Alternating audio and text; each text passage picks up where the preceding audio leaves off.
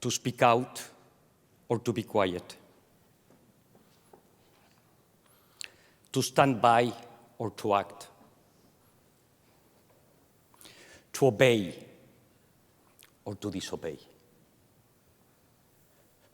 to go with the flow or to go against it, to be a salmon or not to be. That's the question.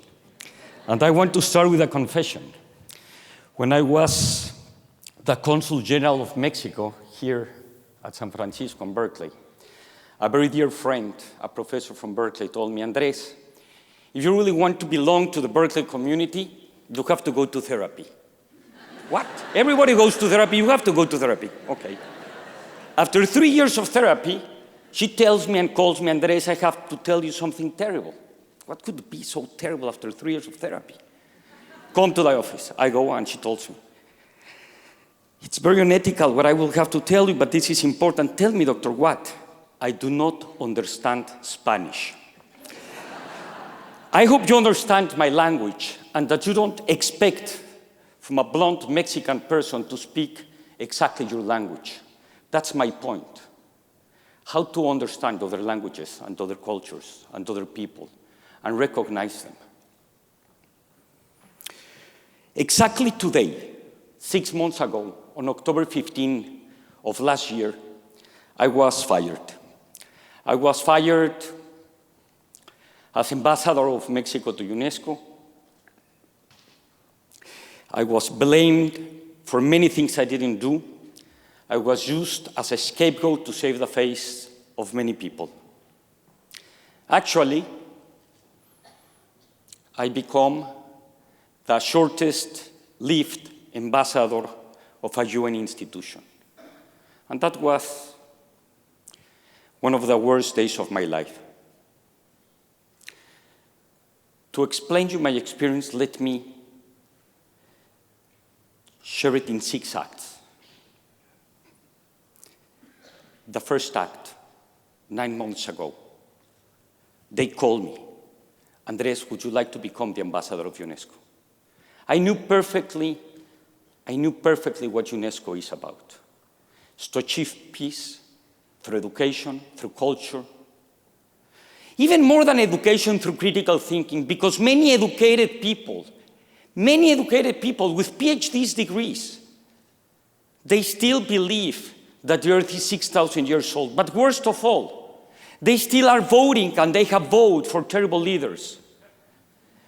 They have had the chance to think, but with PhD degrees, they have voted for Hitler or Stalin or Mao. But the founder of UNESCO thought even more important than education is critical thinking.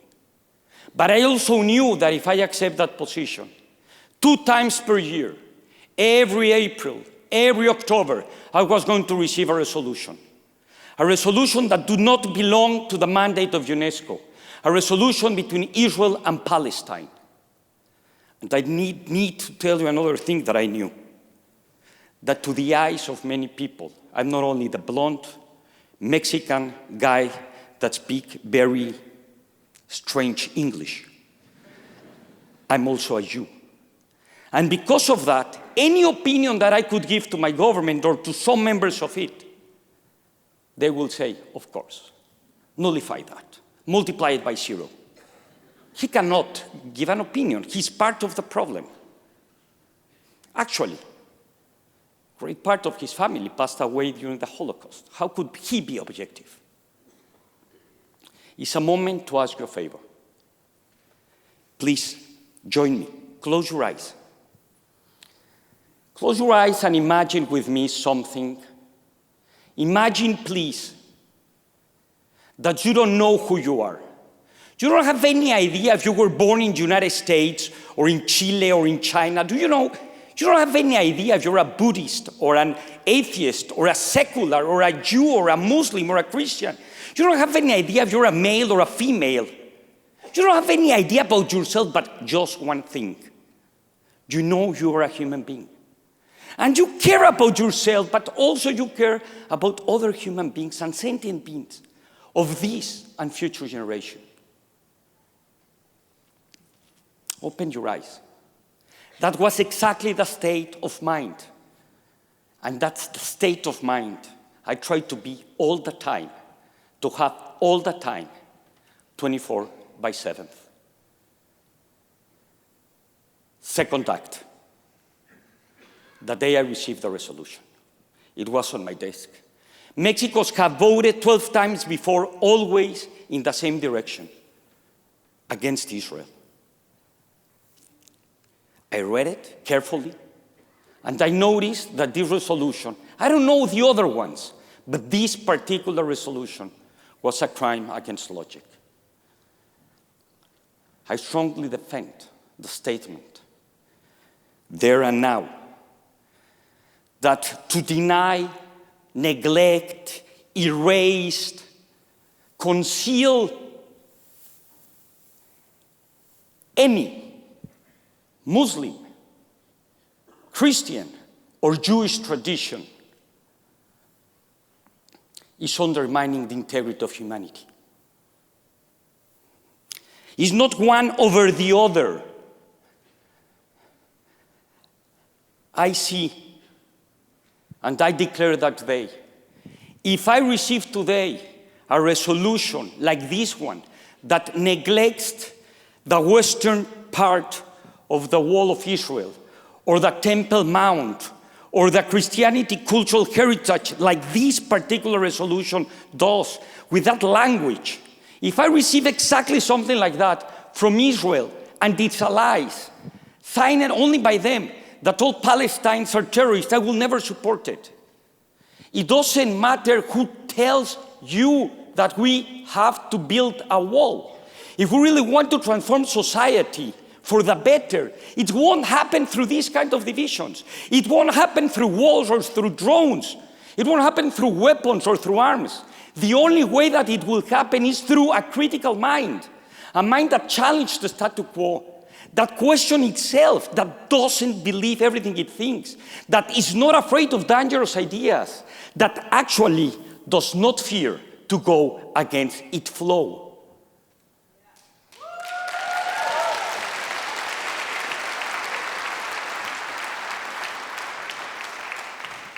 I tried to call a lot of members of the Mexican government.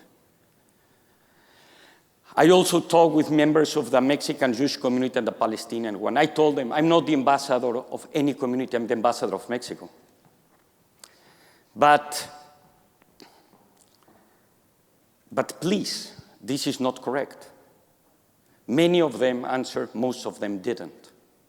I swear under the Constitution of Mexico through the Senate that my responsibility is to defend the Constitution and to follow the orders of the government. Of course, we're not talking about a resolution that you follow the orders and you kill someone. I knew that this resolution, it was going to happen to me 2 times per year, and that if I could not change it and convince my government at that moment, probably I could do it later, but that I was going to do the best to do it at that moment. One day, I received a call, a WhatsApp, for a very important member of the government. And she tells me, Andres, President Peña Nieto, the president of Mexico, is now in Israel. He's offering his condolences to Shimon Peres because he passed away. We want information about the resolution. I say, yes, they are listening to me. I explained them, I gave them all what I thought about it. I told them that Mexico, beyond any geopolitical convenience, should stand for the idea that any kind of racism, xenophobia, discrimination, or violence in any kind of mandate of UNESCO shouldn't be supported. Third act, the day of the vote. I never received an answer. The instruction was pretty clear. For the 12th time, Mexico have to vote exactly the same way. On the one hand, were 58 countries in the conference room of 195 who just vote. Mexico is one of them. And I thought I would give a speech. I want to tell to the people why UNESCO is having a crisis, but not a financial one like we think It's an identity crisis because this is not the mandate of UNESCO. But I was unable to give my talk. Why? Because Morocco presented the Jordan and Palestine resolution, because Palestine and Jordan are not members of these 58 groups, neither is Israel. And they say, today we don't want a debate. Just straight, go directly to the vote. Well, it's by alphabetical order. We were in K of Kuwait. Kuwait, yes or no, support or not support. At that moment, I said, I have to vote like the governor of Mexico. I have to follow it, but on the other hand, I cannot. So I told Susana Franco, a great professional employee, please take my seat. That moment, 1 second before M of Mexico, I stood up. Everybody saw it. I walked. I opened the door of the conference room. I hit it. And that was the last time I went to that room.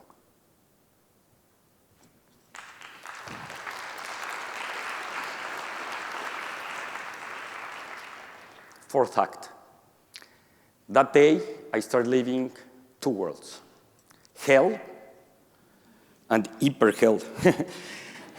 And I received a very strange call. A friend of a very important position tells me, Andres, we're very surprised. Why? The president of Mexico, when he was in Israel, he gave the instructions to change the vote, and nobody told you. I say, what? Yes. That day I went to Le Café Le Demagogue with a lot of ambassadors, and I told them, I will resign. I cannot work in a place if they don't follow instructions of the president and they don't tell me. But worse than that, tweets and tweets start going against me, hate tweets. Some members of the Jewish community didn't know and they didn't understood that I stood up. Also that I work for the Mexican government. On the other hand, the Mexican government, of course, they were not happy that I stood up. And when they become aware that they forgot to follow the instructions of the president, they blame it to me and they start putting on the newspaper. I have to leak information to show them that I followed instructions, but that I was against them, and all the information that I all the time sent to them. Of course, not members of the government were like that. But it was enough to be called next Monday, October 15, a day like today, 6 months ago, and they told me, you're fired.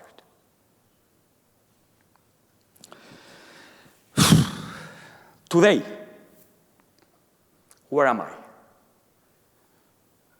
Besides of being a little bit unemployed, so if somebody, no, I'm just kidding.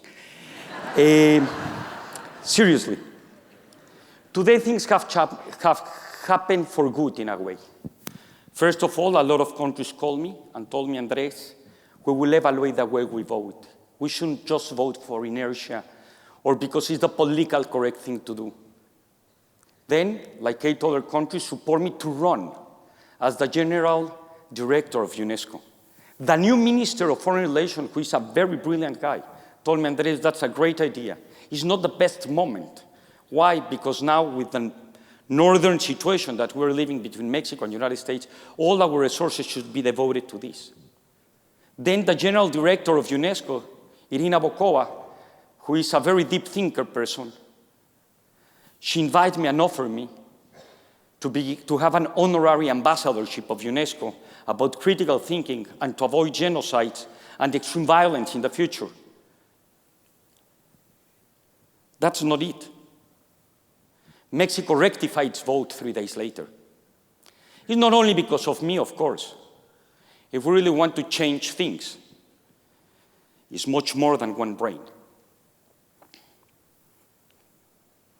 The lesson that I have for you and for me and for everybody, I hope I could share this idea. It's not about make America great again, or China first, or Mexico above everybody, or one temple above another temple.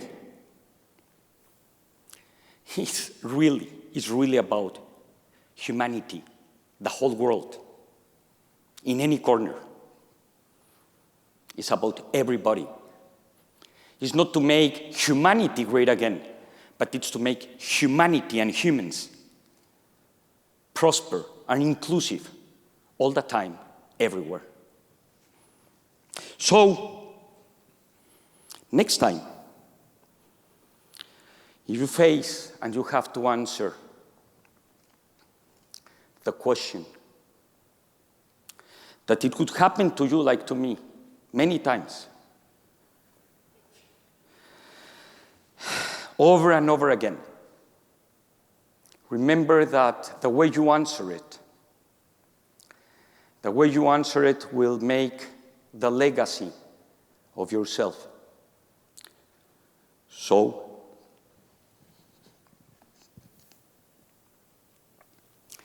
to speak out or to be quiet? To stand by or to act?